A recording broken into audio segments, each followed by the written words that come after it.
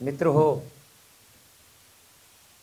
सर्वप्रथम आपल्या संघटनेचं मी मनापासून कौतुक करतो. कारण ही व्याख्यानमाला 25 वर्षे चालवणं हे अतिशय अवघड, जिकिरीचं, कष्टाचं काम आपण सातत्य राखून केलेलं आहे. व्याख्यानमाला चालवणं अवघड गोष्ट आहे. मी पाहिलेलं आहेत अनेक व्याख्यानमालांचं उद्घाटन केलं, पुढे त्यांचं काय झालं याचा पण मी साक्षीदार आहे. आणि नाशिकमध्ये आपण अथकपणे ही व्याख्यानमाला चालवत आहात आणि मला दरवर्षी इथे बोलवत आहात. मला स्वतःला पण आनंद होतो, कारण या व्याख्यानमालेच्या उद्घाटनाला होतो आणि 2 वर्षे अपवाद सोडला तर मी सातत्याने आपल्यासमोर येतो आहे. मी जेव्हा जेव्हा इथे येऊन उभा राहतो तेव्हा मला वाटतं की माझी उंची अजून वाढायला लागलेली आहे. ती का वाढते? कारण माझ्यापेक्षा ज्येष्ठ मंडळी इथे आहेत.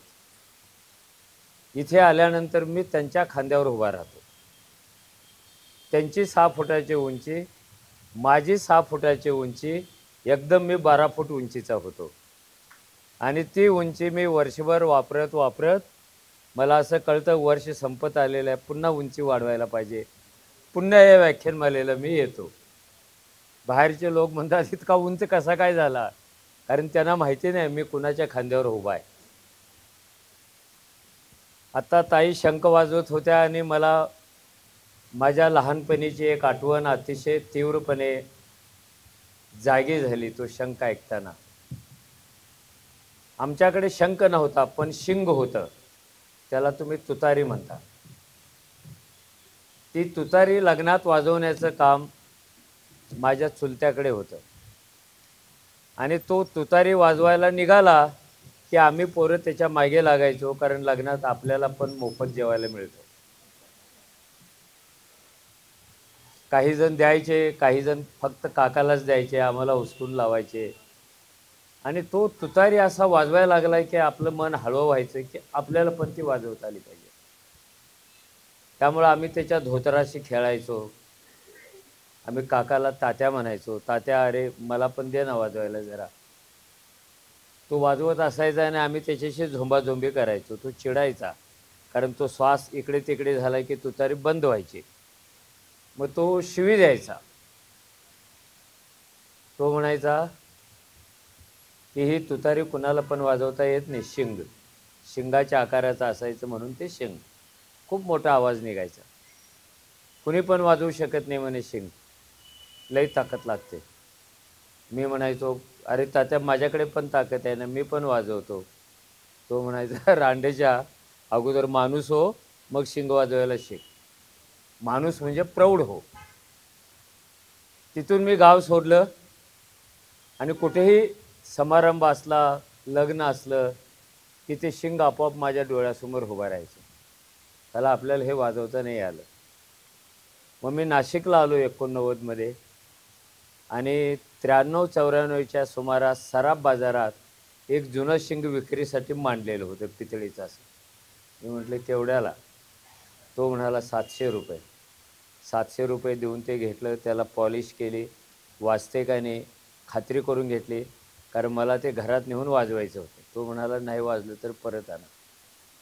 त्यावेळेला माझं वय झालं होतं 50 वर्षे आणि इतका आनंदी होतो साला आज आपण माणूस होणार शिंग वाजवून. कारण आपला चुलता म्हणायचा जो माणूस होतो त्याला शिंग वाजवता येतं. छोटी पोरं होती, माझी बायको होती, हा काय वेड्यासारखा करायला लागला. हा शिंग घेऊन टेरेसवर गेला आणि मी शिंग वाजवण्याचा प्रयत्न केला. दुर्दैवाने ते मला काही वाजवता आलं नाही. त्याला खरोखर खूप ताकद लागते. मला तर ते वाजवायचंच, पण माझ्यासमोर एक पीटीचा शिक्षक होता, फिजिकल एज्युकेशनचा. त्याला मी बोलवलं. तुला म्हटलं छानपैकी चहा देतो, जेवण पण देतो, एवढं शिंग वाजवून दाखव माझ्या तू इथे. त्याने प्रयत्न केला आणि ते वाजलं आणि मला वाटलं की ते आपणच वाजवतोय. त्यामुळं यांनी शंख वाजवताना हे सगळा माझा जीवनपट माझ्यासमोर उभा राहिलेला होता. खरंच त्या खूप शक्तिमान आहे, कारण शिंग वाजवणं हे एरे गबाळ्याचं आणि कांबळेचं पण काम नाही आहे. त्यांना धन्यवाद. असं शिंग वाजवत राहावं त्यांनी. मी आणखीन एका गोष्टीचा उल्लेख करतो की इथे मी 23 वर्षे आलो, पण एकदाही मी विषय रिपीट केलेला नाही. मी इथे येऊन 23 नवीन विषय मांडलेले आणि इथे तुम्हाला आवडले ते बरं आहे अशी तुमची प्रतिक्रिया मिळाली की मग मी महाराष्ट्रभर, देशभर, जगभर कुठेतरी ते विषय बोलत असतो. मी वर्षातून एक 3-4 वेळा तरी परदेशात जाऊन व्याख्यानं देतो आणि देशात तरी रोज कुठे ना कुठेतरी असतो.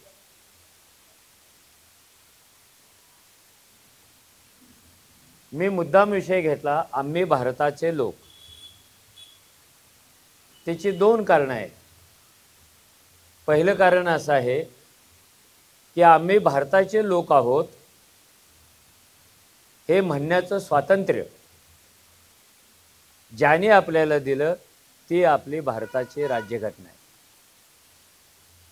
तिच्या प्रियांबलची सुरुवातच आम्ही भारताचे लोक, we the people of India, हम भारत के लोग अशा शब्दाने होत असते. त्या राज्यघटनेला 75 वर्षे पूर्ण झाली. राज्यघटनेला जरी 75 वर्षे पूर्ण झाली आणि देशात 150 कोटी जरी लोक असले तरी त्यातल्या 2-4 कोटी लोकांनी सुद्धा राज्यघटना पूर्ण वाचलेली नाही. ज्यांनी वाचली, आपली राज्यघटना आहे, आपल्या देशाची आहे, ते आपल्याला मालक बनवते, नागरिक बनवते, स्वातंत्र्य देते, समता देते, त्यांना ते कळत नाही.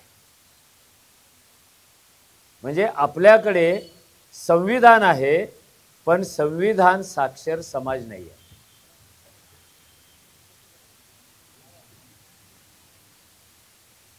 काय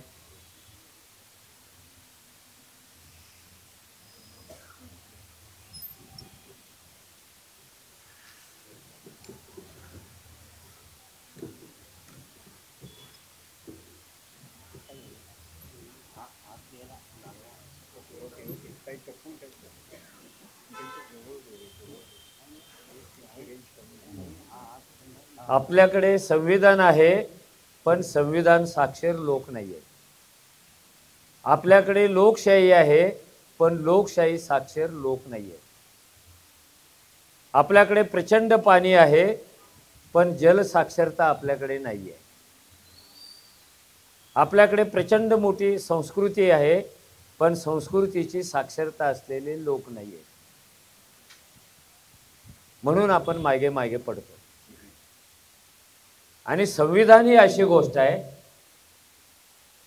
की जर समाजाला संविधान समजणारच नसेल, त्याचं आकलनच होणार नसेल, तर उभा असलेला देश कोसळायला वेळ लागत नाही.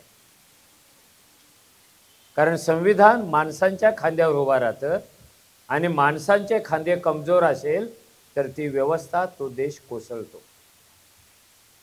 मी पण विचार करत होतो, मी संविधान खूप लवकर वाचलं कारण मी पॉलिटिकल सायन्समधून ग्रॅज्युएट झालो आणि 5 देशांच्या संविधानाचा तौलनिक अभ्यास करून मी पास झालो.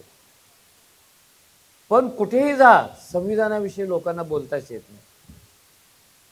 मग ज्यांना बोलता येत नाही त्यांनी संविधानाची फ्रेम तयार करून त्याची पूजा करायला सुरुवात केली, त्याला कुंकू लावायला सुरुवात केली, घोषणा द्यायला सुरुवात केली. आणि पूजा करणं ही जगातली सगळ्यात सोपी गोष्ट आहे कारण आपल्यावर काही जबाबदारीच राहत नाही. ज्याची पूजा केली त्याच्यावर जबाबदारी. आपण हुशार असतो. आपल्याला राज्यघटना पण कळत नाही. आपल्याला प्रजासत्ताक दिन आणि स्वातंत्र्य दिन याच्यातला फरक पण नीट कळत नाही. पण आपण स्वतंत्र देशामध्ये जगत असतो. आपलं हे जे संविधान आहे हे 26 जानेवारीला आपण प्रजासत्ताक दिनाच्या निमित्ताने त्याचा उच्चार वगैरे करतो. पण हे काय एका रात्री तयार झालेलं नाही आहे. हे जगातलं एक मोठं संविधान आहे आणि 280-88 लोक संविधान समितीमधले 3-4 वर्षाहून अधिक काळ या संविधानाची निर्मिती करत होते. आपल्याला स्वातंत्र्य 47ला मिळालं, पण एक इंटरेस्टिंग गोष्ट घडली, आपल्याला स्वातंत्र्य मिळालं पण आपल्याला संविधान नव्हतं. आपण संविधानाशिवाय 49 पर्यंत आलो. हे किती इंटरेस्टिंग आहे. आपल्याला स्वातंत्र्य आहे पण संविधान नव्हतं, ते आपण तयार केलं. जगातल्या प्रत्येक राष्ट्राला संविधान असतं, प्रत्येक संस्थेला संविधान असतं. संविधान म्हणजे संस्था चालवणं, राष्ट्र चालवणं, ते कसं चालवायचं ह्याच्याविषयी तयार केलेले नियम, परंपरा, याला आपण कायद्याच्या भाषेमध्ये संविधान म्हणतो, कायद्याचं राज्य म्हणतो. आपल्याला खूप कमी लोकांना माहिती आहे की हे जे संविधान वेगळ्या वेगळ्या समित्यांच्या प्रयत्नातून तयार झालं आणि त्याच्या ड्राफ्टिंग कमिटीचे चेअरमन बाबासाहेब आंबेडकर होते. हे आपलं देशाचं संविधान तयार होण्यापूर्वी असं संविधान लिहिण्याचा अनेकदा प्रयत्न इथेच झाला होता. पहिला प्रयत्न सातारा जिल्ह्यामध्ये औंध नावाचं जे संस्थान आहे त्या संस्थानात झाला. त्यावेळेला स्वातंत्र्याची चळवळ चालू होती, लोक स्वातंत्र्यासाठी लढत होते आणि औंधच्या संस्थानाला असं वाटलं देशाला कधी स्वातंत्र्य मिळायचं तेव्हा मिळो, पण मी माझ्या प्रजेला स्वातंत्र्य द्यायला पाहिजे. त्यांनी घोषणा केली, अमुक दिवसापासून मी फक्त पंतप्रधान असेल आणि सगळे लोक मंत्रिमंडळात येतील आणि लोकांचं सरकार असेल. मग त्या औंधला राज्यघटना कुठे आहे? एकदा स्वातंत्र्य द्यायचं, सरकार स्थापन करायचं म्हणजे राज्यघटना लागते. त्यावेळेला गांधी वर्ध्याच्या आश्रमामध्ये होते आणि औंधच्या संस्थानिकांनी आपल्या मुलाला पाठवलं गांधींच्याकडे, तू जा बापूजींच्याकडे आणि आमचं संस्थान स्वतंत्र होणार आहे, त्यांच्याकडे राज्यघटना लिहून आण.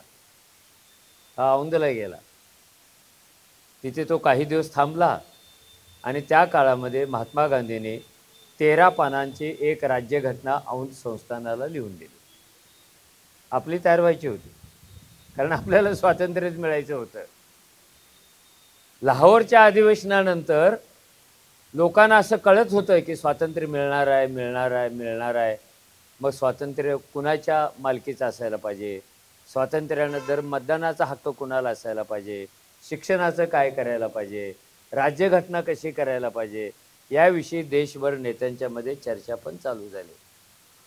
पंडित जवाहरलाल नेहरूंनी सुद्धा त्यांना वाटणारी एक राज्यघटना लिहून ठेवली. छोटी होती पण त्यांनी लिहिली. ती काय गांधींना पसंत पडली नाही. बाबासाहेबांनी पण एक स्वतंत्र राज्यघटना लिहिली आणि ते कॅबिनेट मिशनला सुद्धा सादर केली होती. त्या स्टेट अँड मायनॉरिटीज असं त्या पुस्तकाचं नाव आहे. आपल्याला स्वातंत्र्य मिळणार, आपल्याला राज्यघटना पाहिजे, म्हणून प्रत्येकजण आपल्या आपल्या पद्धतीनं प्रयत्न करत होता. ही कमिटी नेमली गेली. त्याच्यात नेहरू आहेत, सरदार पटेल आहेत, बाबासाहेब आहेत, तेव्हा बॅरिस्टर जिना आहेत, पाकिस्तानची फाळणी होईपर्यंत ते पण होते. मुस्लिमांचे सदस्य जे पूर्व बंगालमधून आले होते, पश्चिम बंगालमधून आले होते, ते पण होते. आपली राज्यघटना अधिकाधिक पारदर्शी व्हायला पाहिजे म्हणून घटना समितीतल्या लोकांना काय वाटतं, याबरोबरच लोकांना काय वाटतं हे सुद्धा समितीने जाहीर केलं आणि लोकांना अपील केलं की लोक हो, आपण आपल्या देशाचे संविधान लिहिणार आहोत, तुम्हाला काय वाटतं, तुमचे मतं पाठवा. देशात साक्षरता कमी होती. 47ला आपल्या देशात साक्षरता किती होती? 25-30% पुढे ती नव्हती आणि खालच्या वर्गात तरी निरक्षरताच होती. जवळजवळ 7 ते 8 हजार लोकांनी पत्र पाठवून संविधान समितीला सांगितलं, आमच्या मनातल्या ह्या गोष्टी तुम्ही संविधानामध्ये प्रत्यक्षात सहभागी करून घ्या, समाविष्ट करून घ्या. संविधान लिहिण्या अगोदर एका प्रश्नाचा निर्णय घ्यावा लागतो की हे जे संविधान आहे हे कुणाला अर्पण करायचं आहे, त्या संविधानाचा मालक कोण. कारण जगातले अनेक संविधान, इंग्लंडचं संविधान राणीला अर्पण केले, फ्रान्स राजाला अर्पण केले, इस्लाम राष्ट्रातले अनेक संविधान अल्लाला अर्पण केलेले आहेत, कुणाचं सरदाराला अर्पण केले, कुणाचं स्वर्गातून आलेल्या देवदूताला अर्पण केले, कुणाचं स्वर्गातल्या बाप्पाला केलेलं आहे. कोणतंही संविधान हे कुणाला तरी अर्पण केले गेलेलं होतं. आपण साधं पुस्तक जरी लिहिलं तरी अर्पण पत्रिका असते पहिल्या पानात, पहिल्या पानावरच अर्पण पत्रिका. जर कवी असेल रोमॅन्टिक तर त्याची अर्पण पत्रिका कशी असते, माझ्या अनामिक प्रियस अर्पण, पहिल्या पानावरच असतं. अनामिक म्हणजे काय, जी नाहीच आहे, जी नाही आहे तिला अर्पण केलं. तेंडुलकरने शतक जरी काढलं तरी तो अर्पण करतो. हे शतक देशाला अर्पण, हे बायकोला अर्पण, हे आईला अर्पण, हे बापाला अर्पण, हे गुरुजीला अर्पण. माणूस आपलं यश हे कुणाला तरी अर्पण करतो. तसे हे आपले राज्यघटना कुणाला अर्पण करायचे, कोण मालक असणार आहे तिचे. त्याच्यावर खूप वेळा संविधान समितीमध्ये चर्चा झालेली आहे, जोरदार चर्चा झालेली आहे. कुणी म्हणालं हे संविधान राष्ट्रपिता महात्मा गांधींना अर्पण करा, त्यांच्यामुळं आपल्याला स्वातंत्र्य मिळालं.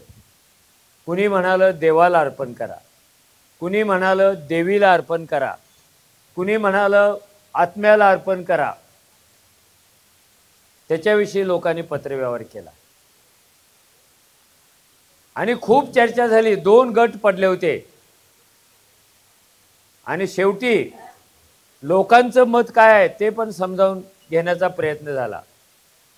आणि घटना समितीला एका देवाने इंग्रजीत एक पत्र लिहिलं. ते ऑस्टिन नावाच्या लेखकाने भारतीय राज्यघटनेवर जो ग्रंथ लिहिलेला आहे त्या ग्रंथात त्या देवाचं पत्र जसंच्या तसं आहे. हे देव धर्म वगैरे आता जास्त उच्चारता येत नाही अलीकडच्या काळामध्ये. खटकन कोणाची तरी भावना दाखवते आणि डायरेक्ट राष्ट्रद्रोहच होतो. थडग्यावर बोललं तरी राष्ट्रद्रोह, कुत्र्याच्या पुतळ्यावर बोललं तरी राष्ट्रद्रोह. त्यामुळे मी काय त्या देवाचं नाव बी घेणार नाही, कारण देवाने पत्र लिहिले. ते पत्र काय, इंग्रजीतलं पत्र आहे. To mister B.R. Ambedkar. As you knows, तुम्हाला माहिती आहे की आपला देश देवाने तयार केलेला आहे.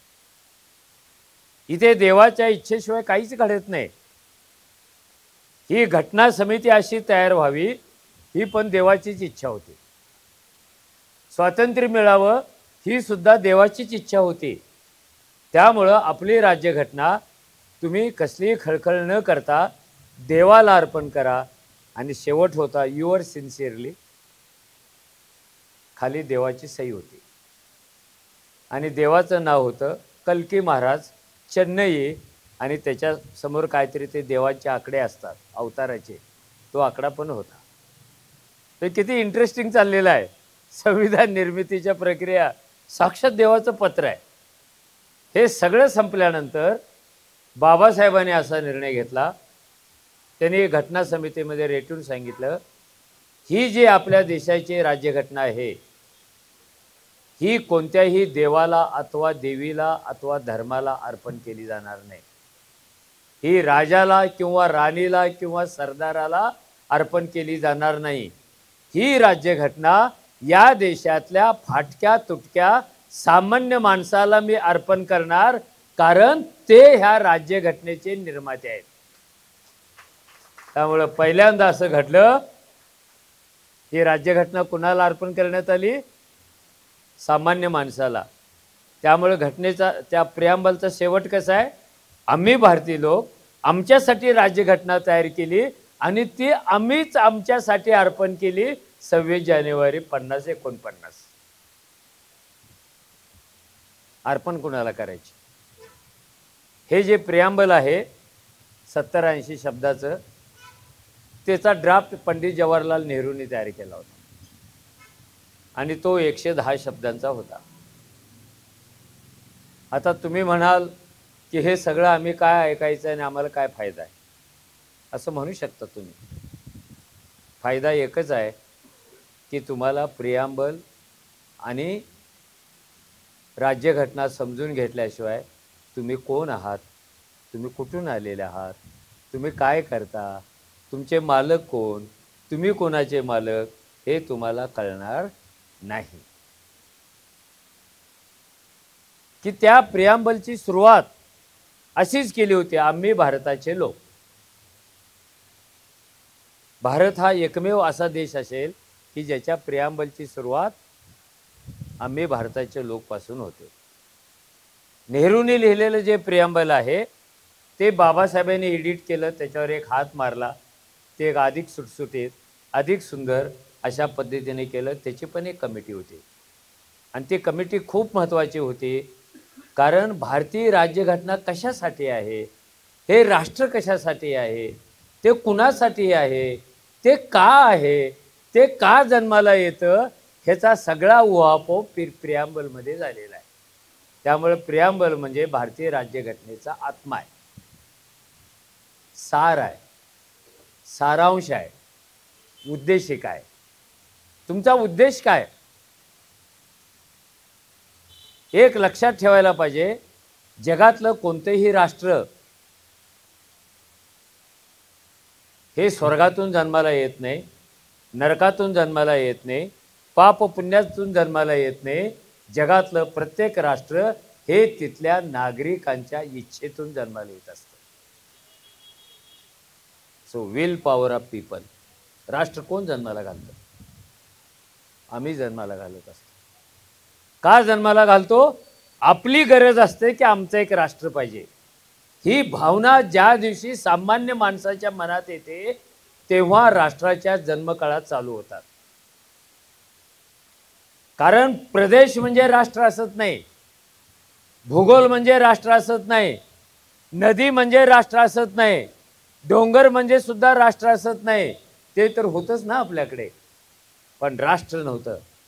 आपल्याला राष्ट्र पाहिजे अशी एक प्रबळ इच्छा जनमानसामध्ये जेव्हा तयार होते तेव्हा कुणीतरी एक महानायक येतो आणि त्या इच्छेला आकार देऊन तो राष्ट्राची जडणघडण करायला लागतो.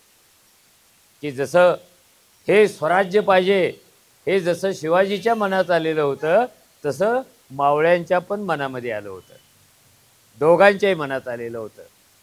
एकाच्या मनात आलं असताना दुसऱ्याच्या नसतं तर कोण राष्ट्र तयार करणार?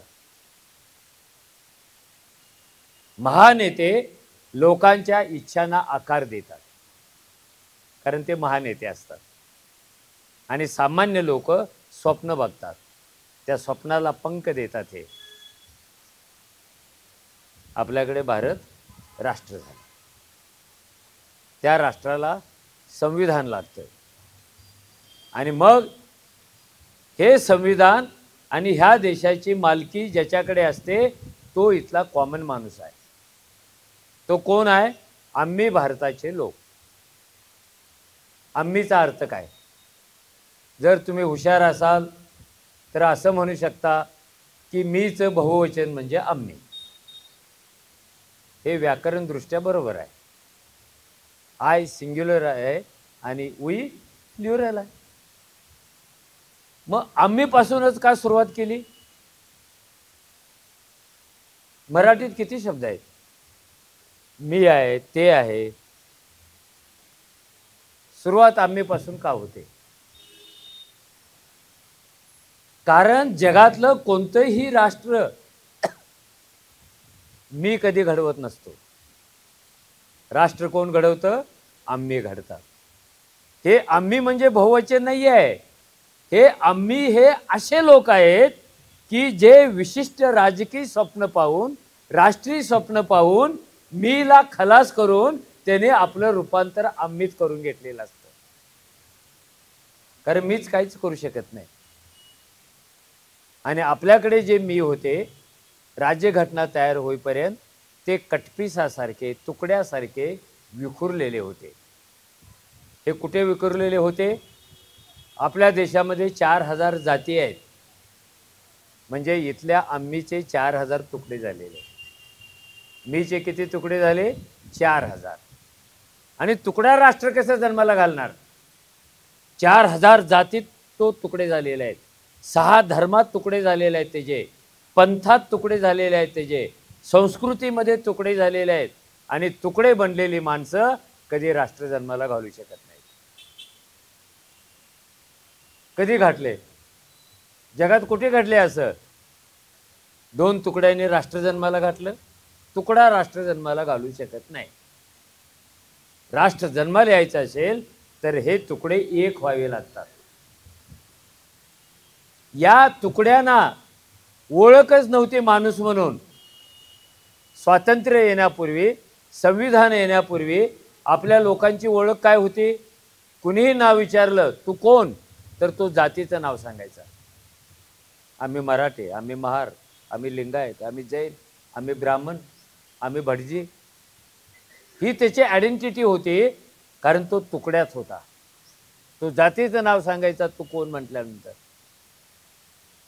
धर्म नंतर यायचा.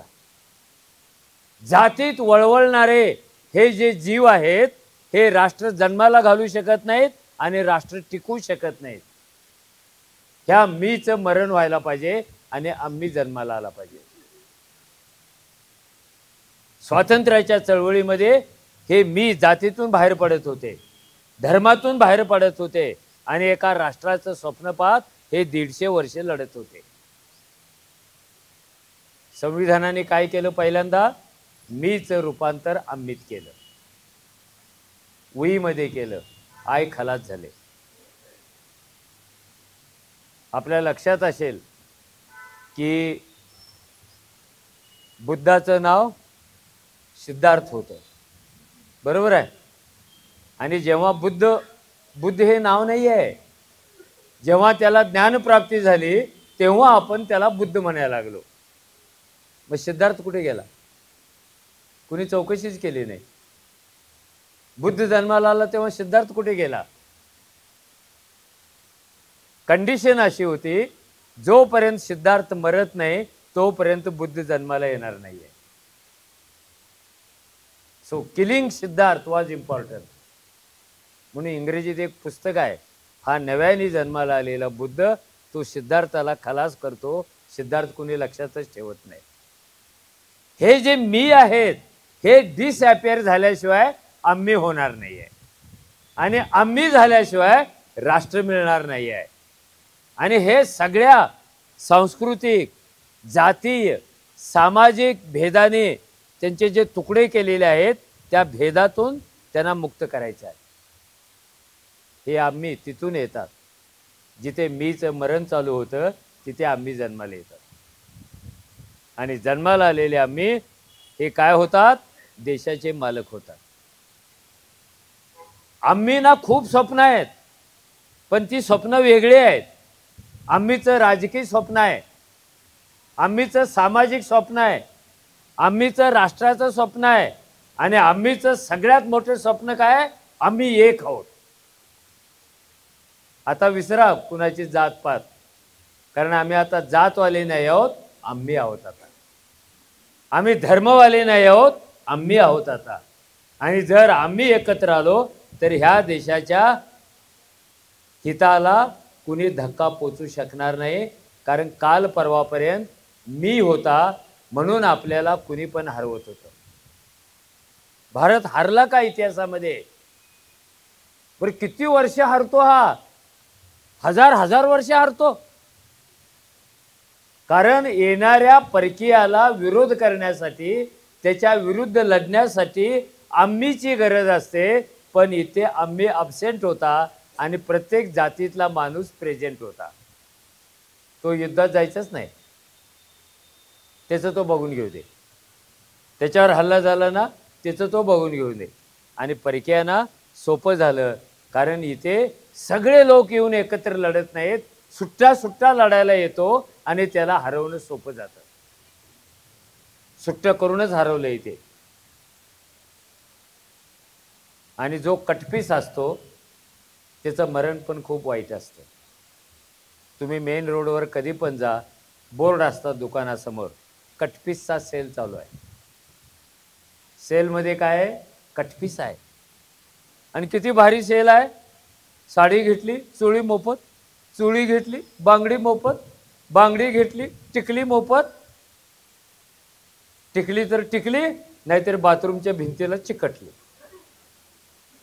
हे शूद्र आहेत, हे दुर्बल असतात. मी हे कशात पण घालून मारता येतात. असा सेल झाला का? रेमंडचा एक तागा घेतला की दुसरा तागा मोफत. सेल नाही होत. ज्वारीचं एक पोतं घेतलं दुसरं मोफत, सेल नाही होत. सलाईनचं एक इंजेक्शन घेतलं दुसरी 10 मोफत, होतं का डॉक्टर कधी? उलट जे महत्वाचं असतं त्याची किंमत जास्त असते.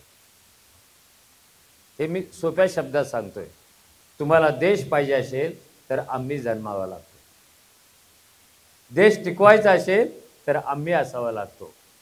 देशाला प्रगत करायचं असेल आम्ही असावा लागतो. म्हणून प्रियांबल मधलं पहिलं जे वाक्य आहे आम्ही या पद्धतीने येते. मग भारताचे काय येतं? त्याही वेळेला आपल्या देशाला वेगळी वेगळी नावं होतीच ना.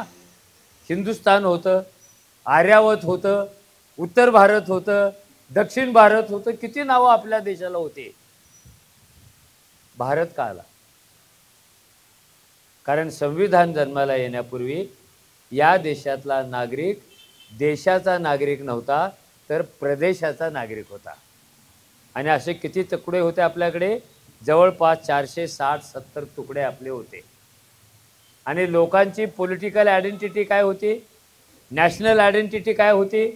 मला जर विचारलं असतं तुम्ही 47च्या अगोदर तू कोण, तर मी सांगितलं असतं आम्ही कर्नाटकी.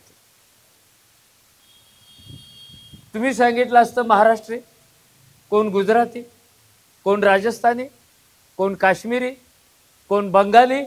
अरे इथे देश कुठे आहे? तुम्ही प्रदेशाच्या नावाने पावती फाडायला लागला. देश कुठे आहे इथे? ह्या सगळ्यांना सामावून घेणारा देश नाही आहे. लोकांच्याकडे प्रदेशाच्या नावाचं आधार कार्ड आहे आणि प्रत्येक जण आपल्या प्रदेशाला श्रेष्ठ मानतो. आणि तो प्रदेशातच अडकल्यामुळं देशाचं स्वप्न विसरून जातो. भारत तेव्हाच होणार जेव्हा हे 560 तुकडे खलास होणार. आणि नुसते खलास होऊन चालत नाही. प्रत्येक नागरिकाला विचारलं तुझा देश कोणता? भारत. आज सुद्धा तुम्ही जगाच्या वेशीवर कुठेही गेला, जगात कुठेही गेला, तो विचारतो हु आर यू? तू कोण आहेस? मी असं नाही सांगत उत्तम कांबळे. अरे उत्तम कांबळेला तिथे काय लायकी आहे? आधार कार्ड दाखवलं तरी माझी लायकी नाही आहे, पासपोर्ट दाखवला तरी लायकी नाही आहे. माझी लायकी कुठे आहे? Who are you? I am Indian. इंडियनमध्ये लायकी आहे. मी भारतीय आहे. बाकी तुम्ही कुठला पासवर्ड काढूच नका. मी म्हणालो नाशिकचा आहे, कळेल का त्याला? पंचवटीत राहतो, कळेल का त्याला? कर्नाटकातल्या बेळगाव जिल्ह्यात राहतो, कळेल का त्याला? भारतीय, भारताचे ही तुमची सगळ्यांची वैश्विक ओळख आहे. जर भारत डिलीट झालं तुमचा चेहरा खलास होईल, तुम्हाला आयडेंटिटीच असणार नाही. त्यामुळे हे भारताचे लोक आहेत. आता आम्ही कोण आहे ते? हे भारताचे आम्ही आहेत. हे प्रदेशाचे आम्ही नाही आहेत. हे गावाचे, तालुक्याचे, जिल्ह्याचे, प्रदेशाचे आम्ही नाही आहेत. कारण हे प्रदेश खलास करण्यासाठी सुद्धा सरदार पटेलांना जणू काय एक मोठे युद्ध करावं लागलेलं आहे. केलं ना मराठवाड्यात युद्ध आपण. कारण हे एकत्र यायलाच तयार नव्हते. आमचा आम्हीच राहणार, माझा मीच राजा होणार, मी माझं संस्थान स्वातंत्र्यात विलीन नाही करणार, कारण ते माझं राज्य आहे, ते माझं साम्राज्य आहे. काय काय काय काय भानगडी केलेल्या आहेत, काय काय लाच दिलेल्या आहेत संस्थानिकांना. तुला घटना समितीत घेतो, तुला लोकसभेत घेतो, तुला एवढे पैसे देतो, तुला पेन्शन देतो, आणि एवढं करून नाही ऐकलं तर युद्ध करून मारतो तुला. हे सगळे जे जमिनीचे पट्टे होते त्या पट्ट्याला भारत हे नाव मिळालं ते आपलं संविधान आल्यानंतर. मला वाटतं तुम्ही सगळे सिनियर आहात, तुम्हाला हे कळतं आहे मी काय बोलतो आहे. हे जे आम्ही आहेत हे आता प्रदेशाचे, जातीचे झाले नाही आहेत. तिथून तू बाहेर पडले आणि हे भारतातले आम्ही झाले. ते जेव्हा बिगर भारताचे होते तेव्हा यांना कसलीच ओळख नव्हती. म्हणजे आपल्याकडे कुणाचं नाव काय असावं ह्याचे सुद्धा कायदे आहेत, तुम्हाला माहिती नसतील. कुणाचं नाव कसं असायला पाहिजे, कायदा आहे ना, परंपरा आहे आपल्याकडे. आपण जातीवर धर्मावर बोलू नये त्याचा काही उपयोग नाही, पण कायदा होता, अजून त्या पुस्तकात आहेच ना. त्यामुळे तुमची ओळख कशी तयार होणार, तुम्हाला देश म्हणून, नागरिक म्हणून, लोक म्हणून, आम्ही म्हणूनही आहे. आपल्याकडे असा नियम आहे, जर जातीनं ब्राह्मण असेल तर त्याचं नाव शुभवाचक पाहिजे. सरस्वती, निर्मला, मंदाकिनी, मोगरा, ते नाव उच्चारलं की शुभ वाटलं पाहिजे, पवित्र वाटलं पाहिजे. तो क्षत्रिय असेल तर त्याचं नाव बलवाचक, शक्तिवाचक, भीम, अर्जुन अशी ताकद बाहेर पडली पाहिजे. तो जर वैश्य असेल तर त्याचं नाव धनवाचक पाहिजे. धन म्हणजे संपत्ती. अजूनही नाव आहेत बघा. संपत्तीवाचक म्हणजे काय, हिरालाल, सोनालाल, मणिभाई आहेत का नाही नावं, ते तिथून नियम येतात. आणि शूद्र असेल तर त्याचं नाव निंदेवाचक पाहिजे. त्याचं नाव घेतलं की त्याची निंदा झाली पाहिजे.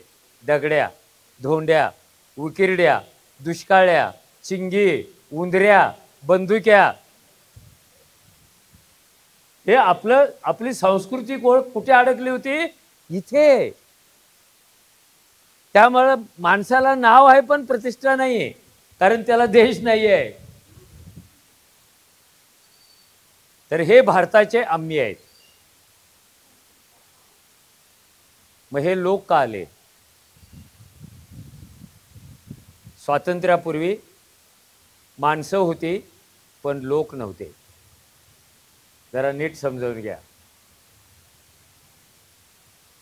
There were human beings but not people.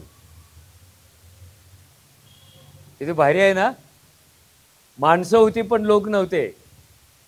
प्रदेश होता पण राष्ट्र नव्हतं. माणूस आहे पण चेहरा नाही आहे, प्रतिष्ठा नाही आहे. धर्म आहेत पण समता नाही आहे. जाती आहेत पण समता नाही आहे. हे लोक कधी जन्माला येतात? माणसं होती, ते समूह होते, कळप होते. माणसाचा लोकपर्यंतचा प्रवास हा खूप कठीण असतो. साधा नाही प्रवासा. अरे 150 वर्ष लढले ना लावरो. त्यांचं काय म्हणणं होतं, इंग्रजाने आम्हाला गुलाम केलेला आहे, गुलाम माणूस बनवलेला आहे, आम्हाला मुक्त होऊन लोकांच्याकडे जायचं. कारण माणसाचे लोक तेव्हाच होतात जेव्हा लोक राष्ट्राची, राजकारणाची, सत्तेची, प्रदेशाची, हक्काची, कर्तव्याची स्वप्न बघतात. एक पॉलिटिकल प्रोसेस आहे माणसापासून लोकांच्यापर्यंत. ती प्रोसेस पूर्ण झालं की माणूस माणसाच्या जागी राहतो आणि लोक राष्ट्राचे मालक होतात. सगळ्याच माणसांना नागरिक म्हणता येत नाही. आज सुद्धा सगळेच माणसं नागरिक आहेत का? नियम आहेत ना आपल्याकडे. नागरिकत्व कुणाला? संविधान जन्माला आलं त्या दिवशी जो जो इथे जन्माला आला तो आपोआपच नागरिक झालेला आहे आणि माणसाचा लोक झालेला आहे. राष्ट्रद्रोहाचा खटला आला तर मतदानाचा अधिकार काढून घेतात.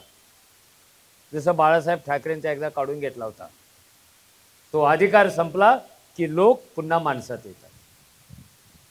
तुमच्या हक्कावर निर्बंध आले पुन्हा माणसात येतात. माणूस कुणी पण असू शकतं. जन्माला आलाय की माणूसच आहे ना, पण जन्माला आलाय की लोक नाही होऊ शकत. हे संविधान काय करत होतं? माणसापासून लोकांच्या पर्यंत आपल्याला एक प्रवास करायला लावत होतं. लोकांचा अभाव, माणसांची उपस्थिती, माणसांची गर्दी आणि अब्सेन्सी ऑफ पीपल, हे 3 शब्द एकत्र आल्यामुळं आम्ही भारताचे लोक अशी सुरुवात झाली. आम्ही म्हणजे एका महाशक्तीचं प्रतीक आहे आणि मी म्हणजे कटपीस, दुबळेपणाचं प्रतीक आहे. हे मीचे आम्ही झाले, ते महाशक्ती झाले. म्हणून आपला नेता म्हणतो रोज भारत महाशक्ती होणार आहे. कारण ह्या आम्हीने आपल्या कर्तृत्वातून, आपल्या कष्टातून मोठ्या प्रमाणात ज्ञान निर्मिती केली, संपत्ती तयार केली, शिक्षण तयार केलं आणि हा देशातल्या अन्य राष्ट्रांशी स्पर्धा करायला आता चाललेला आहे. कारण हा आम्ही झालेला आहे. आम्ही नव्हता तेव्हा आपण कोणाची पण स्पर्धा करू शकत नव्हतो. हे आम्ही आता स्वावलंबी झालेले आहेत. तो परावलंबी होता. दुष्काळ पडला की भीक मागायचा, मरून जायचा, भूक बळी व्हायचे. कारण मीला वाचवण्यासाठी मीच असायचा, पण तो दुर्बल असायचा, सगळे मिळून मरायचे. सातत्याने पराभव, सातत्याने पराभव. ह्या सगळ्या आम्ही लोकांनी एक सुंदर स्वप्न बघितलं की आम्हाला देश पाहिजे, आम्हाला राष्ट्र पाहिजे. देश आणि राष्ट्र ह्याच्यामध्ये पण फरक आहे. प्रदेश, देश, राष्ट्र हे वेगळे वेगळे शब्द आहेत. ह्याने राष्ट्राचं स्वप्न पाहिलं आणि ते स्वप्न पूर्ती करण्यासाठी हजारो लाखो लोकांनी आपल्या रक्ताने बलिदान दिलं आणि मीचं रूपांतर आम्हीत केलेलं आहे. हे जादूसारखं झालेलं नाही आहे. हे कॉम्प्युटरचं बटन दाबण्यासारखं नाही आहे. ही एक त्यागाची, समर्पणाची भावना असते आणि त्याच्यातून मी पासून आम्ही तयार होतात. किती चांगल्या शब्दापासून संविधानाची सुरुवात होते. हे भारताचे होतात आणि हे लोक होतात. आणि हे इतके पराक्रमी लोक आहेत, त्यांनी ठरवलं देश स्वातंत्र्य झाल्या झाल्या की आम्ही भारताचे लोक, आम्ही आमच्यासाठी संविधान बनवणार. ते स्वतःला कमिटमेंट दिली. त्याने कशासाठी बनवलं? त्यांनी संविधान हे आम्हाला स्वातंत्र्य पाहिजे. आणि स्वातंत्र्य म्हणजे फक्त राजकीय स्वातंत्र्य नव्हे, निवडणुका घेण्याचं आणि निवडून येण्याचं, याला पॉलिटिकल फ्रीडम म्हणतात. याच्या पलीकडे आम्हाला स्वातंत्र्य पाहिजे होतं. ते राजकीय आहे, ते सामाजिक आहे, ते शैक्षणिक आहे, ते सांस्कृतिक आहे, ते निर्णयाचं आहे. आणि सर्वात महत्त्वाचं म्हणजे मी माणूस आहे, मी नागरिक आहे, मी लोक आहे, हे मी मालक आहे, हे सांगण्याचं स्वातंत्र्य आम्हाला मिळालेलं. आणि ते सगळं उपभोगायचं कुठे? भारत नावाच्या एका सुंदर, सशक्त, बलवान देशामध्ये ते उपभोगायचं आहे. तुम्ही पहा की संविधान जन्माला येण्यापूर्वी या देशातल्या लोकांच्या नावावर जाती होत्या, धर्म होते, देवळं होती, विषमता होती, स्त्री पुरुष भेद होता, आपले सगळे सातबारे आणि आपल्या राजा होता. म्हणजे 75 वर्षांनी सुद्धा स्वातंत्र्यानंतर राजे संपलेले नाहीत आपल्याकडे. ते का संपलेले नाहीत? लोकशाहीची साक्षरता आपल्याकडे नाही. लोकशाहीत प्रतिनिधी असतो, मंत्री असू शकतो, नेता असू शकतो. आपण एक 12-15 लोकांना सुद्धा अजूनही राजेच म्हणतो.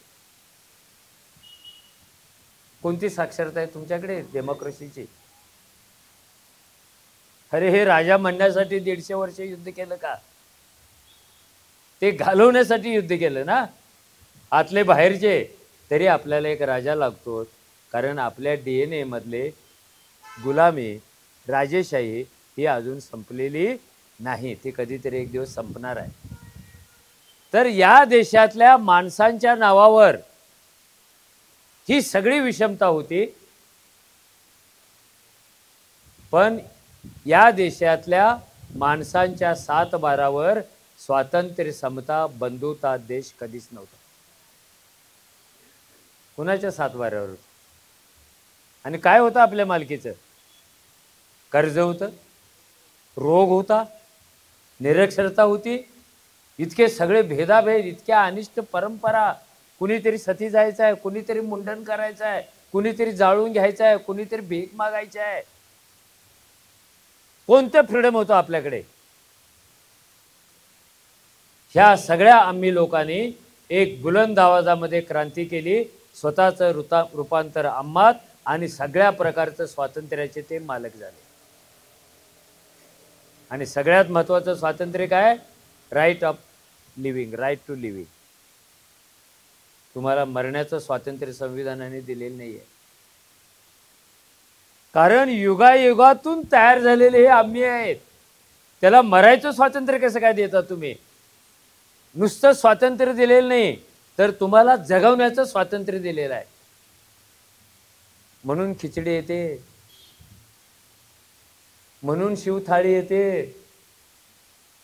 हे पक्ष आणत नाहीत, हे संविधानातून जन्माला येतं. म्हणून लाडकी बहीण येते. ठीक आहे, त्याच्या मागं पॉलिटिकल गिमिक जरी असलं तरी असं करायला हरकत नाही. याचा आदेश कुठून मिळतो? संविधानातून मिळतो. कारण संविधान दुबळ्याला सक्षम करण्यासाठी केवळ न्याय देत नाही, तर सामाजिक न्याय पण देते. कायद्यासमोर सगळे समान आहेत, सगळे आम्ही. पण त्यात जर दुर्बल असेल तर तो अधिक समान आहे. समानामध्ये अधिक समान आहे. त्याला कायदा सर्वांच्या सारखा लावून चालत नाही. 4 पोरं आहेत आणि त्यात एक पांगळा आहे. कायद्यासमोर सगळे समान म्हणून सगळ्यांच्यासाठी एकच शर्यत घेता येईल का? त्यातला पांगळ्याला बाजूला काढावा लागेल, म्हणजे कायदा मोडावा लागेल. एकीकडे काय म्हणतो? कायद्यासमोर सगळे समान, आणि शर्यत आली की अरे पांगळा आणि सशक्त एकत्र कशी स्पर्धा घेतील, त्याला बाहेर काढा. मग बायकांच्यासाठी राखीव जागा का? कायद्यासमोर ती पण समान पाहिजे ना. तिला का 30% राखीव जागा? तिला का लाडकी बहीण? तिला का शिक्षण मोफत? ती पण आम्हीच आहे ना, ती लोकच आहे ना. मग हा भेदाभेद काय केला? तर विषमता मोडायची असेल तर पहिल्यांदा समतेचं तत्व वापरता येत नाही, तर विषमतेचं तत्व वापरावं लागतं. तू बाई आहेस म्हणून तुला 50% राखीव जागा. तुझा बॅकलॉग खूप आहे, कारण तू 2000 वर्षात कधी निवडून गेलीच नव्हती. एवढा बॅकलॉग शिल्लक आहे तिचा, म्हणून तिला 50% राखीव जागा द्या, बॅकलॉग भरायला लागा. ती शाळेत कधीच गेली नव्हती, आता जायला लागली. तिनं जास्त जायला पाहिजे म्हणून तिचं शिक्षण मोफत करा. तुम्हाला समता आणायची असेल तर विषमतेचं सूत्र वापरण्याची परवानगी पण संविधानामध्येच आहे. कुणाला राखीव जागा आहेत, कुणाला अनुदान आहे, कुणाला मंडळ आहे, कुणाला काय आहे. आंधळ्याला मोफत रेल्वे प्रवास आहे, आणि रेल्वेचा कायदा काय? तिकीट काढल्याशिवाय आत चढता येत नाही. आणि त्या अपवाद काय केला? आंधळा आहे घेऊन जा, सिनियर आहे सवलत द्या. आपल्याला पण आहे ना सवलत. तीर्थयात्रा तरी मोफतच आहे ना, आपल्याला आहे ना मोफत. काय काढून घेतला कायदा, म्हणजे आपला आणि तीर्थाचा काही संबंध येत नाही. म्हणून तीर्थ हे का करतो आपण? त्याचा सगळ्यात मुद्दा, या देशातल्या आम्हीनी राष्ट्र केलं, आणि राष्ट्र उभा राहण्यासाठी एक पाया लागतो. कोणतीही गोष्ट उभा राहण्यासाठी पाया लागतं, कारण लागतं. राष्ट्र का तयार केलं? का तयार केलं राष्ट्र? तर ह्या राष्ट्राला लोक कल्याणकारी राष्ट्र बनवायचं आहे, वेलफेअर स्टेट बनवायचं आहे. आणि वेलफेअर स्टेट म्हणजे आपण सगळ्यांनी आपण तयार केलेल्या राष्ट्रामार्फत आपला सगळा विकास करून घ्यायचा आहे. वेलफेअर स्टेट आहे. इथे लाडकी बहीण म्हणजे कोणी स्वतःच्या ATM मधले पैसे काढून देत नाही आपल्याला. आपलेच पैसे तिथे गेलेले आहेत, तेच आपल्या बहिणींना मिळतात. आपलाच गहू तिकडे गेलेला आहे, तोच शेतकऱ्यांना मिळतो. आपलंच पाणी तिकडे गेलेलं आहे, तेच बिस्लरीमध्ये घालून विकतात आपल्याला. इथे प्रारंभ, मध्य आणि शेवट फक्त लोक आहेत. इथं दुसरं तिसरं काहीच नाही आहे. त्यामुळं हे राष्ट्र अशा पायावर उभा आहे. जगात सगळीकडे राष्ट्र आहेत, सगळीकडे डेमोक्रेसी आहेत, पण आपल्या राष्ट्राच्या जन्माचा हेतू काय? Welfare state. आम्ही काय जन्माला घातले? ते कोणत्या तरी एका पक्षाचं भलं करायसाठी जन्माला घातले का? No. We the people, we want our welfare, so we created nation. ही सगळी भूमिका त्याच्यातली तुम्हाला जर कळायला लागली तर राष्ट्राकडे बघण्याचा एक गंभीर दृष्टिकोन सुद्धा आपला तयार होतो. एवढंच नाही तर स्वतःकडे बघण्याचा सुद्धा एक गंभीर दृष्टिकोन तयार होतो. अरे मी नुसताच बटन दाबणारा माणूस नाही आहे राव. ती एक पॉलिटिकल ॲक्टिव्हिटी आहे, 5 वर्षातून एकदा येणारी छोटी ॲक्टिव्हिटी आहे. आणि सरकार ही खूप छोटी गोष्ट आहे राष्ट्राच्या जीवनातली. सरकारच्या पलीकडे सगळ्यात जे मोठे आहोत ते तुम्ही आम्ही, आपण तयार केलेली संपत्ती, आपल्याला मिळालेले स्वातंत्र्य, समता, बंधुता, आर्थिक न्याय, राजकीय न्याय, सामाजिक न्याय, धर्मनिरपेक्षता, ह्याला काय काय कमिटमेंट केले आपण स्वतःचेच. हे लोक, हे राष्ट्र, हे आम्ही. एक कविता वाटावी अशी ती प्रियांबलची रचना आहे. किती सुंदर आहे. असं खळ खळ खळ असं बोलताना त्या शब्दातून संगीत तयार झाल्यासारखं वाटतं. आणि स्वतःचे भाऊ स्फुरतायत, अरे मी लय मोठा आहे, मी लय मोठा आहे. कारण ते प्रियांबल सांगत असतं तुम्ही मालक आहात. हजारो वर्षे गुलाम असलेल्या माणसाला पहिल्यांदा देशाचा मालक केलं ते संविधानाने. तुमच्या खिशात पैसे पण नसतील कदाचित, तुम्हाला नोकरी नसेल कदाचित, कदाचित तुम्हाला एक वेळ जेवायला पण नसेल, पण तुम्ही भाग्यशाली आहात. कारण तुमच्या 7/12वर तुमचा देश नोंदवलेला आहे, कारण त्याची मालकी तुमच्याकडे आहे. नसेल शेत माझ्या नावावर, सो व्हॉट, सगळ्यांचा मालक मी आहे. आम्ही भारताचे लोक. ही सगळी घटना तयार होत असताना, त्याच्या प्रक्रिया चालू असताना ह्याला विरोध करणारे पण काही लोक होते आणि ह्याला पाठिंबा करणारे पण लोक होते. आपण आपल्या डोळ्यावर देवाचे, धर्माचे, संस्कृतीचे, राजकारणाचे मोतीबिंदू न येऊ देता तटस्थपणे ह्या सगळ्या इतिहासाकडे पाहायला पाहिजे. का पाहायला पाहिजे? कारण इतिहासाला स्वतःचे डोळे नसतात. कोणत्या इतिहासाला आहे? घटना घडली की तो इतिहास होतो, आंधळा होतो. गंमत म्हणजे इतिहासाला हात आणि पाय पण नसतात. तुम्ही जसा अर्थ लावता तसा इतिहास घडतो. तुम्ही त्याला 1-2 मिनिटं चालायला पाय दिला तर तेवढ्यापुरते इतिहास चालतो, तेवढ्यापुरते इतिहास बोलतो. पण तुम्ही महत्त्वाचे आहात आणि तुम्ही कोणत्या बिंदूवर उभे आहात हे महत्त्वाचं आहे. तुम्ही इतिहासाला कुठे ओढायला लागलेला आहात हे महत्त्वाचं आहे. इतिहास कधीही पक्षपाती नसतो, कारण त्याला पक्षाशी काहीच देणं घेणं नसतं, कारण ती घडून गेलेली गोष्ट आहे. तो निष्पक्षपाती असतो, पण माणूस त्याला पक्षपाती बनवतो. आमचं लय भारी, तुमचं लय भारी, तर मग आमचं काय? निष्पक्षपातीपणा, आजूबाजूला काय काय चाललं होतं हे सगळं लिहिलेलं आहे. हे जगातल्या माणसाने लिहिलेलं आहे. त्याचा पत्रव्यवहार दिल्लीतल्या आर्किओलॉजी डिपार्टमेंटमध्ये अजून आहे. लोकांनी पाठवलेला कागदाचा तुकड्याच्या तुकडा दिल्लीतल्या आर्किओलॉजी डिपार्टमेंटमध्ये आहे. कधी पण तुम्ही जा, पण तुम्ही ताजमहाल बघता आणि हे न बघताच येतं. तुम्ही काहीतरी बघता अजून, दिल्ली का काय कुतुब मिनार आहे काय, तिथे काहीतरी आहे दिल्लीला, लाल किल्ला आहे, पण संसद न बघताच येतात. जिथे आपल्या लोकशाहीची नाळ पुरलेली आहे त्या संसदेची इमारत दुरून तरी पाहावं आपल्याला वाटतच नाही. कारण आता आत फक्त ब्लॅक कॅट जाऊ शकतात, माणूस जाऊ शकत नाही. आपली लोकशाही ही राज्यघटना देवाला अर्पण करावी अशी जशी चर्चा मी तुम्हाला सांगितली, त्याच वेळेला एक खूप मोठा वर्ग असा होता की राज्यघटनेचा केंद्रबिंदू काय असायला पाहिजे. What is the central point, theme, संविधानाची थीम काय पाहिजे. प्रत्येक गोष्टीला एक थीम असते ना, पुस्तकाला असते, माझ्या भाषणाला असते, तुमच्या बोलण्याला असते, बघण्याला असते.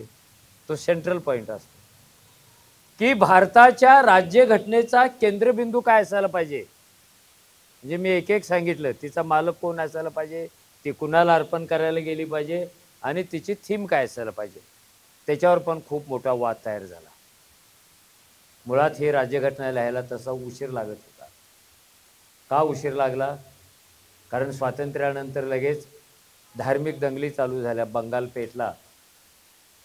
भारताच्या इतिहासात कधीही माणसाची कत्तल इतक्या क्रूरपणे झाली नव्हती जी स्वातंत्र्यानंतर आणि अगोदर 1-2 दिवस सुरू झाली. काम होत नव्हतं. तिथून जे निवडून आले होते पूर्व बंगालमधून, तो भाग पाकिस्तानमध्ये गेला आणि तिथून निवडून आलेल्यांचं सदस्यत्व रद्द झालं. त्यात एक आंबेडकर, त्यांचं सदस्यत्वच रद्द झालं. मग त्यांना काँग्रेसने, गांधीने, नेहरूने पत्र पाठवून त्यांना काँग्रेसच्या तिकिटावर घटना समितीमध्ये बोलवलं.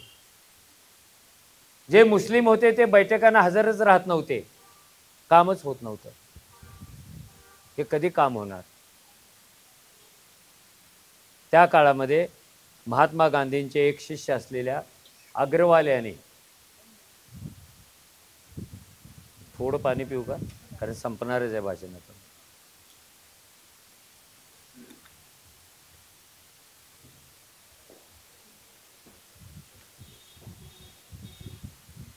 काय गांधींच्या शिष्याचं नाव काय सांगितलं मी?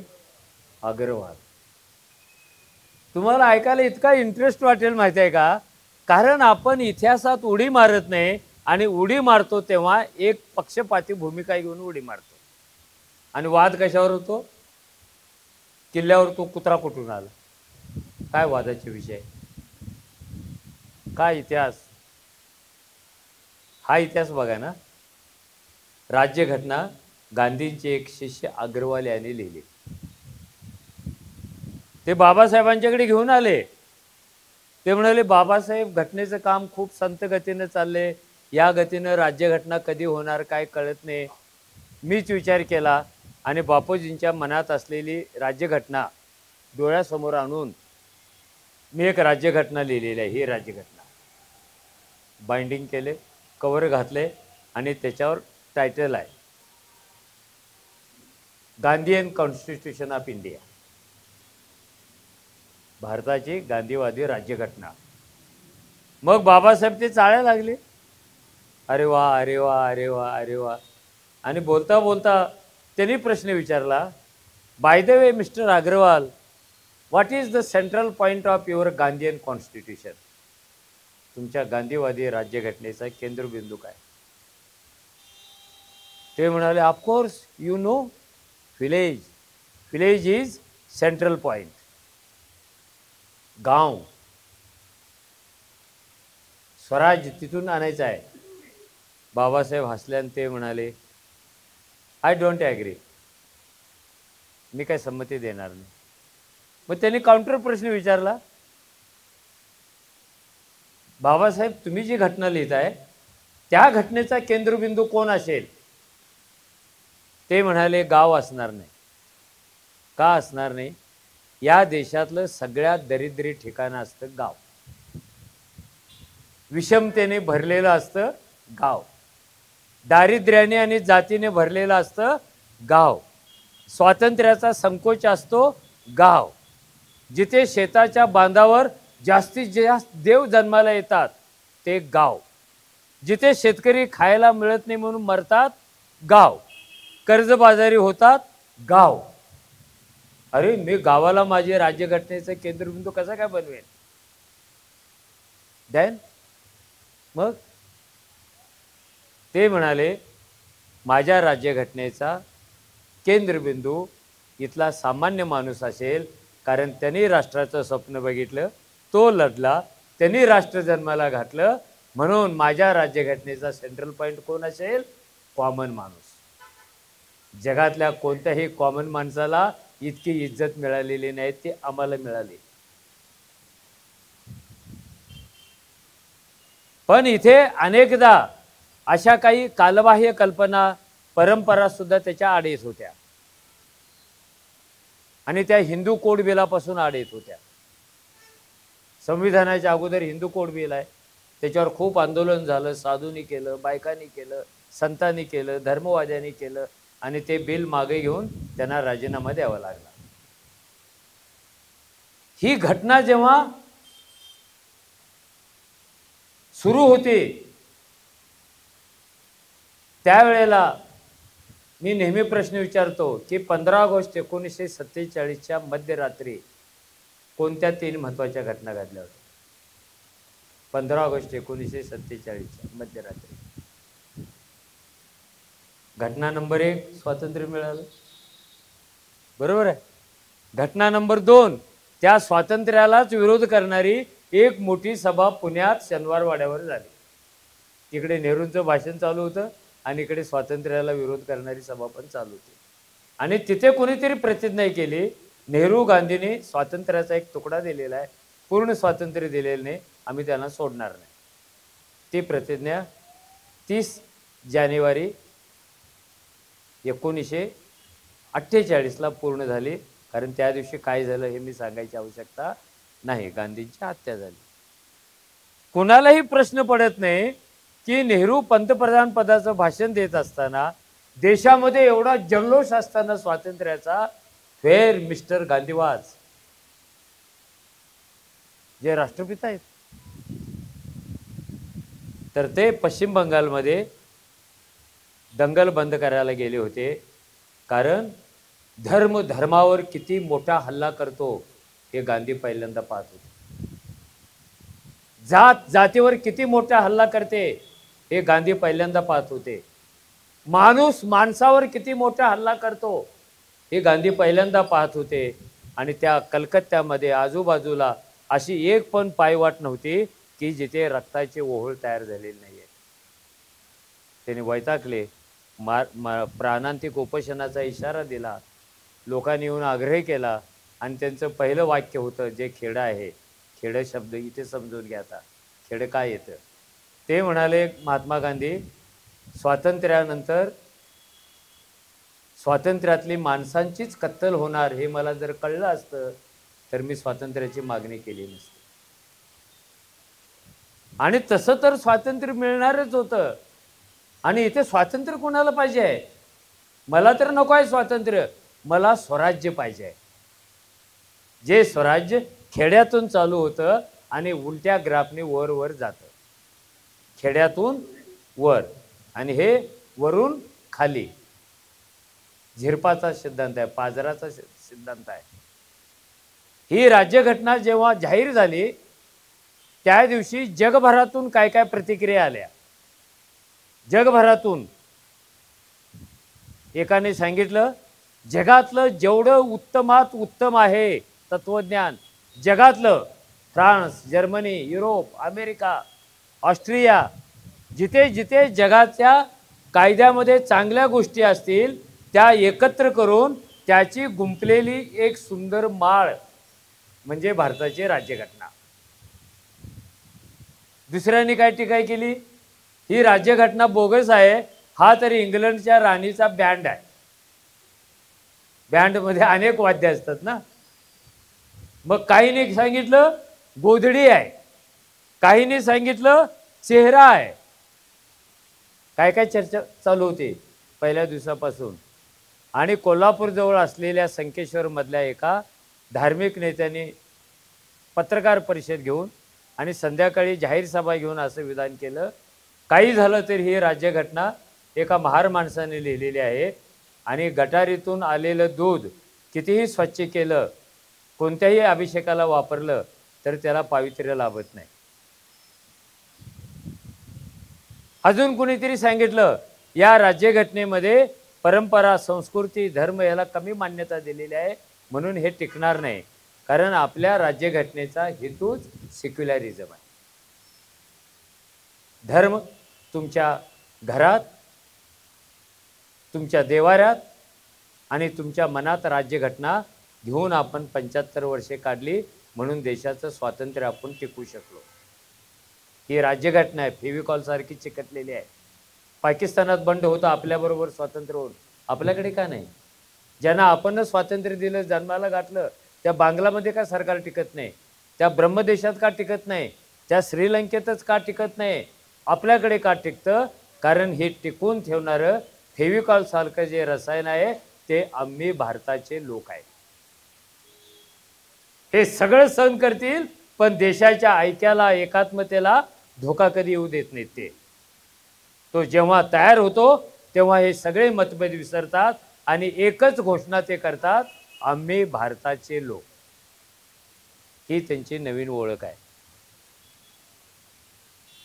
आणि शेवटचा मुद्दा, किती झालं? अजून 10 मिनिटं आहे. तर मी तुम्हाला गोष्ट सांगतो, कारण कधी कधी नातू पण आजोबाला गोष्ट सांगतो आणि आजोबा पण नातवाला गोष्ट सांगतो. संविधानाने काय दिलेलं आहे आपल्याला, आम्ही भारताच्या लोकांनी आपल्याला काय दिलेलं आहे, त्याची गोष्ट आहे. साधी गोष्ट आहे. खरं म्हणजे ती माझी नाही, ती ओशोची गोष्ट आहे. मी ते वाचून मला आवडली म्हणून मी सांगतोय की पृथ्वीवर जन्माला आलेल्या माणसाला जर चेहराच नसेल,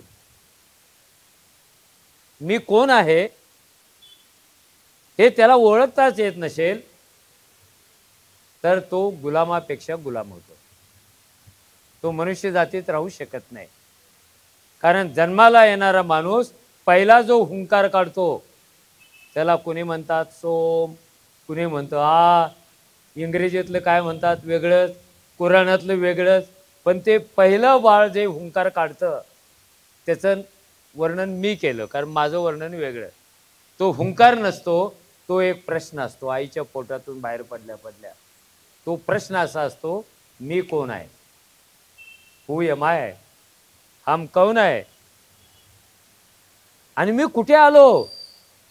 कारण आईच्या पोटातून बाहेर पडल्या पडल्या असं एक जग त्याला दिसतं की जे आईच्या गर्भाशयात कधी त्यांनी पाहिलेलंच नाहीये. ना आवाज ऐकला, ना विषमता पाहिली, ना प्रदूषण पाहिलं, ना हाणामाऱ्या पाहिल्या, ना स्पीड ब्रेकर पाहिल्या, ना जाती पाहिल्या, ना धर्म पाहिले. अरे किती सुंदर जगात असतं ते राव. कारण गर्भाशय इतकं सुरक्षित जग पृथ्वीच्या पाठीवर अजून जन्माला आलेलं नाही आहे. ते बाहेर पडल्या पडल्या पहिला क्वेश्चन, हू एम आय, जोरात आवाज काढतो, मी कोण आहे. आणि इथलं साहित्य, इथली संस्कृती, इथले गाणे, इथले ग्रंथ, इथलं नृत्य, इथलं संविधान एकच प्रश्न सातत्याने विचारत आलेला आहे, त्याचं उत्तर देत आलेलं आहे, मी कोण आहे.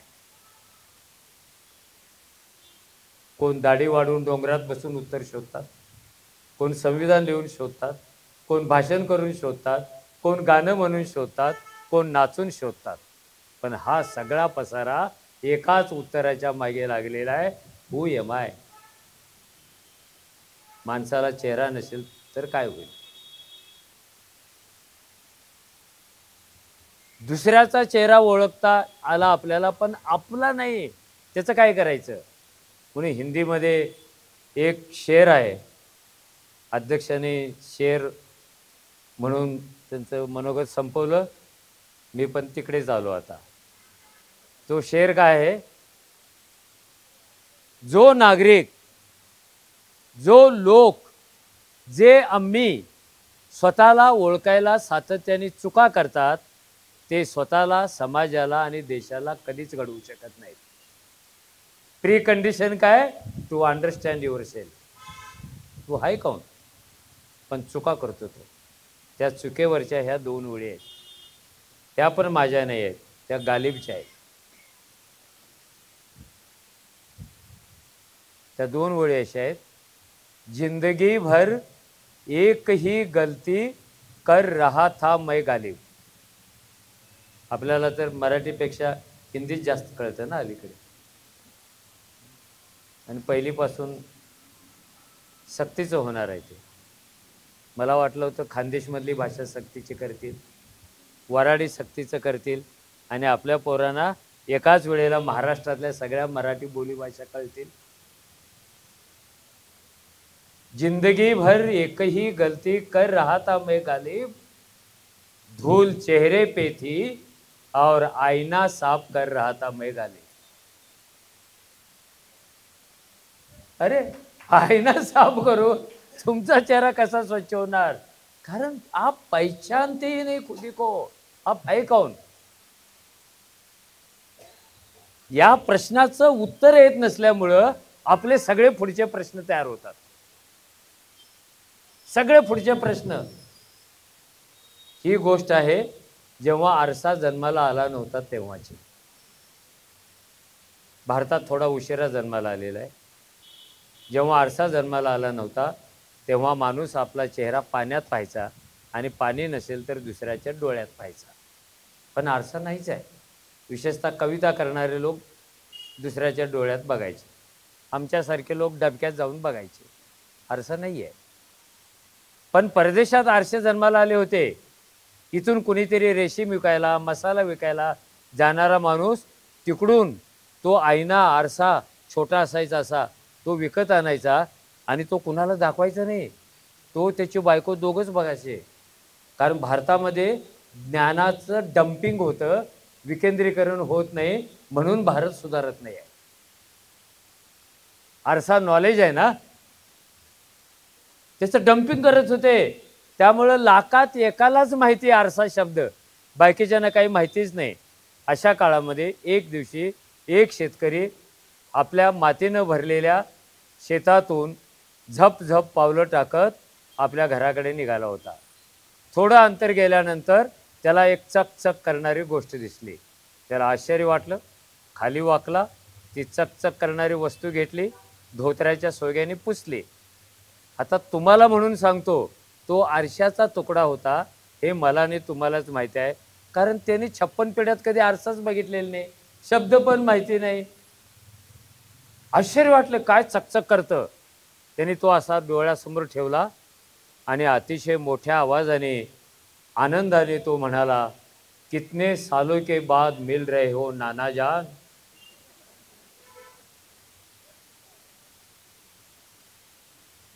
कळतं? सलाम अलैकुम नाना जान, ला इलाहा इल्लल्लाह मोहम्मद रसूलुल्लाह, अल्लाहू अकबर. जसं कुराणात आहे तसं सांगितले. त्याला खूप आनंद झाला. काय तू असं फिरायला लागलाय का? शिट्टी आहे का तुझ्या हातात? ते काय होतं, अलीकडे माझी शुगर वाढली ना, ती बोलता बोलता पाठीच कोरी होते. कोणी हालचाल केली, मध्येच टाळ्या वाजवल्या, अशी चर्चा चालू झाली की पाठी एकदम कोरी होते. आणि त्याच्यामुळे तुमचं आणि माझं दोघांचं नुकसान होतं. दुसऱ्या दिवसापासून तो रोज सकाळी उठायचा, आंघोळ करायचा, कपडे घालायचा, तो तुकडा समोर ठेवायचा, सलाम अलैकुम नानाजान म्हणायचा, हसायचा. नानाजान दिसल्यामुळे त्याला खूप आनंद. कितने सालों के बाद हसत हसत दुसऱ्या मजल्यावरून खाली यायचा तो. कितीतरी दिवस हे असेच चालले आणि रोज रोज आनंदी राहणारा, रोज रोज हसणारा नवरा बघून बायकोच्या पोटामध्ये शंकेचे गोळे तयार झाले. वायगोळा म्हणतात. तिच्या कळेच ना.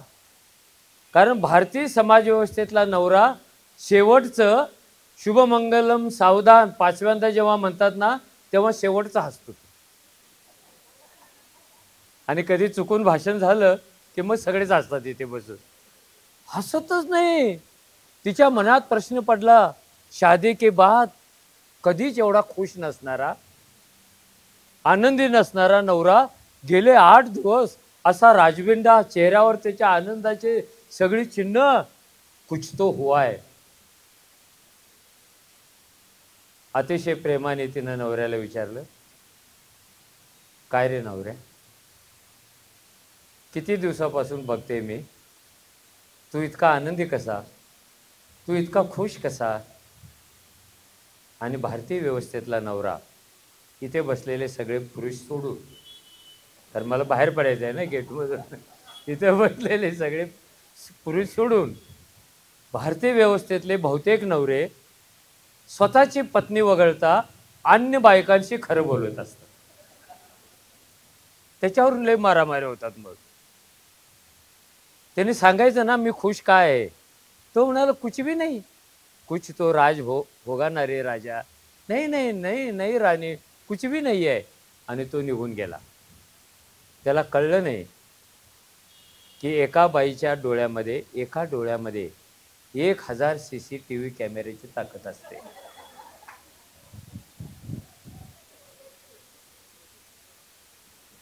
ती गेली रूम मध्ये, त्याच्या घुसली, इस खोली में कुछ है की जे आपल्याला नवऱ्याला रोज आनंदी बनवतं, असं काहीतरी आहे याच्यामध्ये बाणामध्ये.